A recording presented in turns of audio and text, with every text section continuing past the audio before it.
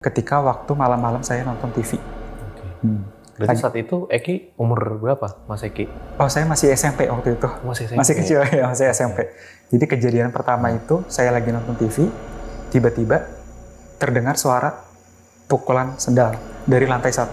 Saya waktu itu nonton TV-nya di lantai 2. Tiba-tiba ada suara kenceng banget, kayak pukulan suara sendal gitu.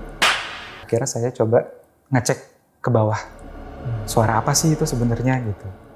Ketika saya cek, emang ada sendal di lantai 1 itu.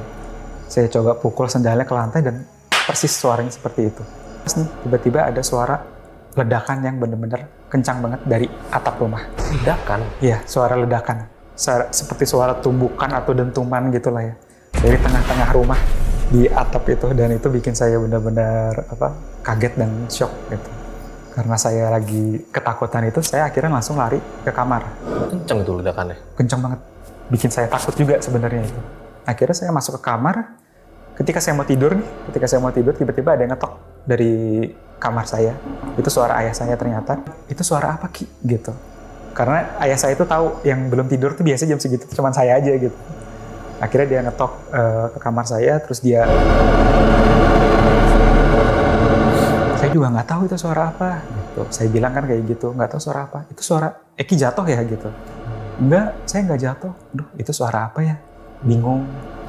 Akhirnya karena dengan kebingungan itu akhirnya ya udah kita tidur lagi.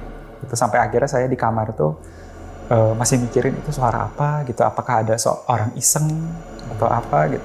Saya benar-benar nggak tahu waktu itu sampai akhirnya saya tertidur. Nah, setelah kejadian tersebut mulai banyak nih, setelah kejadian keledakan tersebut mulai banyak teror-teror yang saya dan keluarga saya alami. Dan ini yang paling aneh menurut saya adalah ketika di lantai 2 tiba-tiba sering muncul darah gitu, Mas. Tiba-tiba muncul darah aja gitu. Nggak tahu dari mana darahnya. Pengalaman pertama saya itu ketika ngelihat darah itu seperti bercak-bercak gitu loh. Saya mikirnya tadinya awalnya binatang yang terluka.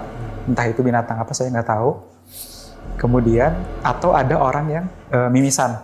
Ya udah itu cuman saya elap aja seperti biasa gitu. Sampai pada akhirnya ibu saya pun melihat darah itu keesokan harinya. Keesokan harinya ibu saya melihat darah itu, tapi dengan jumlah yang lebih banyak lagi, Mas. Nggak cuma setitik, 2 titik, tapi dia kayak tumpahan air yang menggenang gitu. Si darahnya.